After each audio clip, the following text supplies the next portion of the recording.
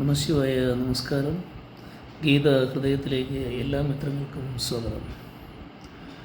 ഗുരുരാതിരനാദിശ്ച ഗുരു പരമദൈവതം ഗുരോ പരതരം നാസ്തി തസ്മൈ ശ്രീ ഗുരവേ നമഃ. നാം ഇപ്പോൾ ജ്ഞാനകർമ്മ സന്യാസ യോഗത്തിൽ ആണ് ശ്രദ്ധിച്ചുകൊണ്ടിരിക്കുന്നത്. ശ്ലോകം 10-ാം ശ്ലോകമാണ് നാം അവസാനമായി ശ്രദ്ധിച്ചത്. ഇവിടെ അവസാനമായി യോഗത്തിൻ്റെ അവസാന ഭാഗത്ത് ഭഗവാൻ നമ്മോട് പറഞ്ഞത് നാം ശ്രദ്ധിച്ച് നിർത്തിയ ഭാഗം എന്ന് പറയുന്നത്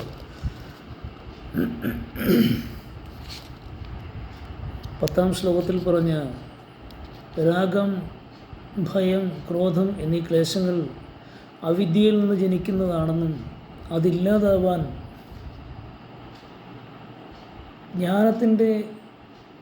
ജ്ഞാന തപസ് വേണമെന്നുമാണ് ഗീതകാരൻ പറഞ്ഞു നിർത്തിയത്.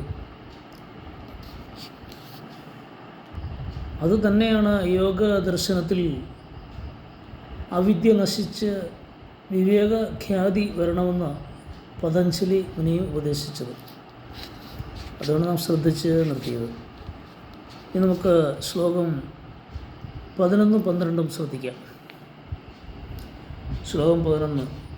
യേ യഥാ മാം പ്രപദ്യന്തെ താം തഥൈവ ഭജാമ്യഹം മമ വർത്തമാനുവർത്തന്തെ മനുഷ്യ പാർത്ഥ സർവശഃ. ശ്ലോകം 12. കാംക്ഷന്തഃ കർമ്മണാം സിദ്ധിം യജന്ത ഇഹ ദേവതാഃ ക്ഷിപ്രം ഹി മനുഷ്യേ ലോകേ സിദ്ധിർഭവതി കർമ്മജ. 10-ാം ശ്ലോകത്തിൻ്റെ അർത്ഥം നോക്കുമ്പോൾ അർജുനോട് പറയുകയാണ്, ഹേ പാർത്ഥ, ആരൊക്കെ ഏതേത് വിധത്തിൽ എന്നെ പ്രാപിക്കുവാൻ ശ്രമിക്കുന്നുവോ അവരെ ഞാൻ അതേ രീതിയിൽ ഗ്രഹിക്കുന്നു. എൻ്റെ മാർഗത്തെ തന്നെയാണ് ഏവരും ആശ്രയിക്കുന്നത്. ഭഗവാനെ ഏത് രീതിയിൽ എത്തിപ്പെടാൻ ശ്രമിക്കുന്നുവോ അതേ രീതിയിൽ തന്നെയാണ് ഞാനത് ഗ്രഹിക്കുന്നത് എന്നാണ് ഭഗവാൻ പറയുന്നത്. അടുത്ത ശ്ലോകം 12. കർമ്മങ്ങളാൽ സിദ്ധി നേടാൻ ആഗ്രഹിക്കുന്നവർ ദേവതകൾക്കായി യജ്ഞം ചെയ്ത് ഇന്ദ്രിയങ്ങളെ കൂടുതൽ സംയമികളാക്കി തീർക്കുന്നു. കാരണം മനുഷ്യലോകത്തിൽ കർമ്മങ്ങൾക്ക് വേഗം സിദ്ധിയുണ്ടാകുന്നു. അവരിന്ദ്രിയ നിഗ്രഹം ചെയ്യും, ഇന്ദ്രിയത്തെ സംയമത്തിലാക്കി തീർക്കും. ഇന്ദ്രിയ നിഗ്രഹം ചെയ്യുമ്പോൾ അവർക്ക് വേഗം സിദ്ധി ലഭിക്കുന്നു. ഇതേ അധ്യായത്തിൽ 26-ാം ശ്ലോകത്തിൽ ഭഗവാൻ പറയുന്നത്, ശ്രോത്രാധീനീന്ദ്രിയാണ്യന്യേ സംയമാഗ്നി ജുഹ്വത എന്ന് പറയുന്നുണ്ട്. ആ ശ്ലോകത്തിൽ നാം ഇനി എത്തിപ്പെടത്തേ ഉള്ളൂ. ഇപ്പോൾ നാം 12 വരെ ആയുള്ളൂ. 26-ാം ശ്ലോകത്തിൽ ഇത് പറയുന്നത് ഇപ്പോൾ സൂചിപ്പിക്കുന്നുവെന്ന് മാത്രം. അതായത് ചെവി തുടങ്ങിയ ജ്ഞാനേന്ദ്രിയങ്ങളെയും കർമ്മേന്ദ്രിയങ്ങളെയും നിയന്ത്രിച്ച് സംയമനാഗ്നിയിൽ ഹോമിക്കുന്നു എന്ന് അർത്ഥം. അതായത് ഇന്ദ്രിയ നിഗ്രഹം ചെയ്യുന്നുവെന്നർത്ഥം. ഈ ശ്ലോകത്തിലെ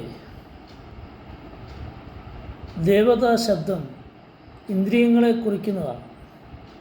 യജുർവേദത്തിലെ നൈനദേവ അബ്നുവാൻ പൂർവം അർഷത്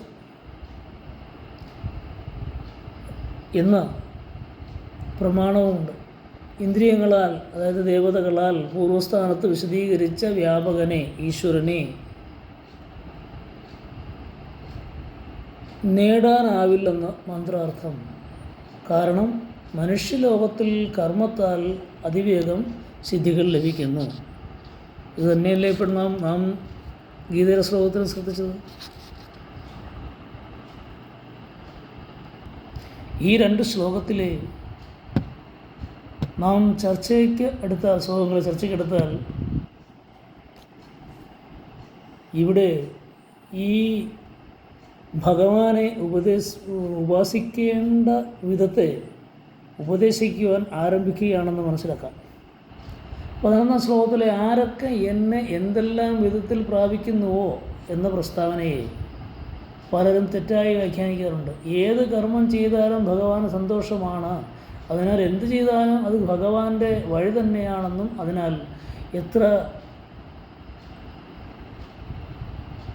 നീച രീതിയിലും ഭഗവാനിൽ എത്തുന്നത്, ഇത്ര നീച രീതിയായാലും ഭഗവാനിലെത്തുന്നത് ഭഗവാനിൽ എത്തിച്ചേരും എന്ന് ചിലർ വ്യാഖ്യാനിക്കുന്നു. അത് തെറ്റാണ്.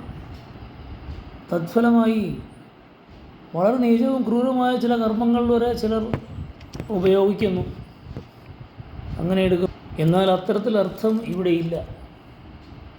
അങ്ങനെ ഒരർത്ഥം ഇവിടെ ഉണ്ടെങ്കിൽ 19-ാം അധ്യായത്തിൽ സർവധർമാൻ പരിത്യജ്യ മാമേകം ശരണം വ്രജ എന്ന് പറയുന്നു. എല്ലാ ധർമ്മങ്ങളും പരിത്യജിച്ച് എന്നെ മാത്രം അഭയം പ്രാപിക്കൂ എന്ന് ഭഗവാൻ എന്തിനു പറയണം? ഇവിടെ ചർച്ചയ്ക്ക് വിഷയമാകുന്നത് 2 വഴികളാണ്. ഒന്ന് ജ്ഞാനയോഗം, മറ്റൊന്ന് കർമ്മയോഗം. ഈ 2 വഴികളിൽ ഏത് വേണമെങ്കിലും സ്വീകരിച്ചാലും എന്നാണ് പറഞ്ഞതിനർത്ഥം. മനസ്സിലായി കാണും എന്ന് വിശ്വസിക്കുന്നു. ഗുരുപാദാരവിന്ദങ്ങളിൽ സമർപ്പിക്കുന്നു. നാം ഇപ്പോൾ ശ്രദ്ധിച്ചതിൻ്റെ തുടർഭാഗവുമായി നമുക്ക് അടുത്ത ദിവസം ശ്രദ്ധിക്കാം, സമ്മതിക്കാം. ഏവർക്കും നല്ലൊരു ശുഭദിനം ആശംസിക്കുന്നു. ശുഭദിനം.